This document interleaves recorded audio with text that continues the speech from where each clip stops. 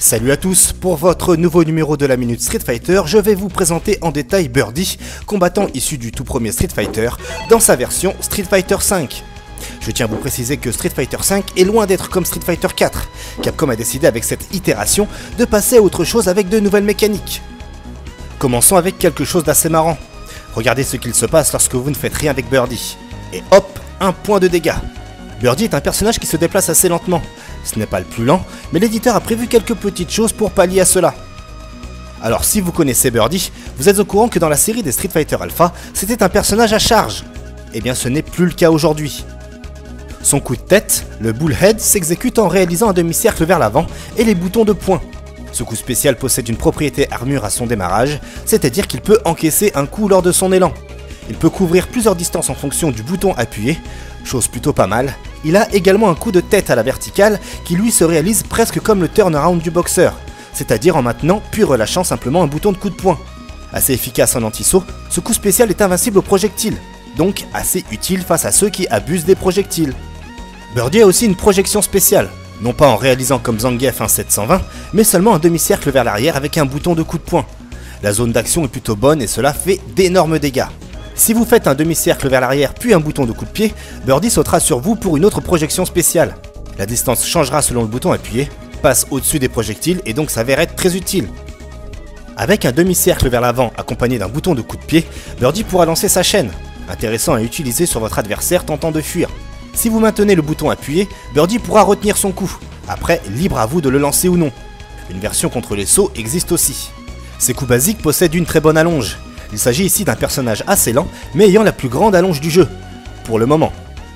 Si vous maintenez le bouton de coup de poing fort, vous aurez droit à une propriété armure, mais aussi la possibilité d'appliquer un crouch counter, nouvelle mécanique de jeu que Street Fighter V propose.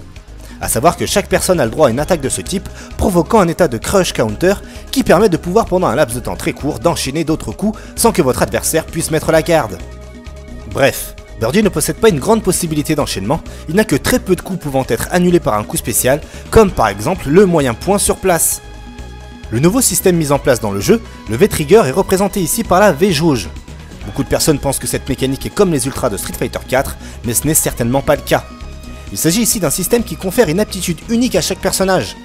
Une fois activé, cela changera radicalement votre style de jeu. Et dès que la V-Jauge est remplie, vous n'aurez qu'une seule envie, utiliser votre aptitude aussi vite que possible. Par exemple, le V-Skill de Birdie, qui s'exécute en pressant à la fois les boutons de coup de poing moyen et coup de pied moyen, lui fait manger un donut qui lui augmente légèrement sa jauge de V-Trigger. Et si vous faites la même chose mais en reculant, il mangera cette fois-ci une banane et la jettera ensuite au sol, ce qui lui servira aussi en match, car si votre adversaire marche dessus, cela le déséquilibrera. Vous pourrez même créer des situations et vous en servir pour enchaîner des coups. Et enfin, si vous faites votre V-Skill en maintenant la direction basse, Birdie se mettra à boire une canette de boisson énergisante et tentera une nouvelle fois de vous déséquilibrer en la faisant rouler au sol. Avec tous ces outils, vous pouvez créer des situations et forcer votre adversaire à jouer selon votre rythme, comme en posant des pièges et cueillir votre proie qui tente de les éviter par les airs. Il est facile d'en conclure à un personnage non pas à enchaînement, mais plutôt basé sur les dégâts bruts et la lecture de jeu. Dans son arsenal se cache aussi un coup nécessitant la garde haute. Lorsque vous activez votre V-Trigger en pressant à la fois les boutons coup de poing et coup de pied fort, Birdie mange du poivre et ses coups spéciaux réalisent plusieurs impacts au lieu d'un seul. Il couvre ainsi plus de distance, ses projections font plus de dégâts, et de manière générale il est temporairement plus fort.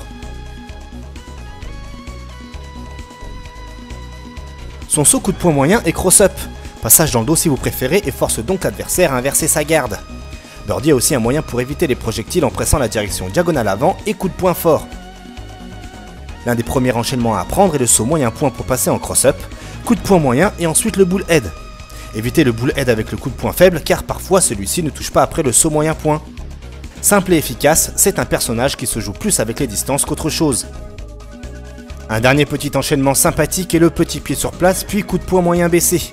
Les timings sont différents, il n'y a pas de P-Link ou d'autres trucs dans le genre, votre enchaînement ne sortira seulement si vous avez le bon timing.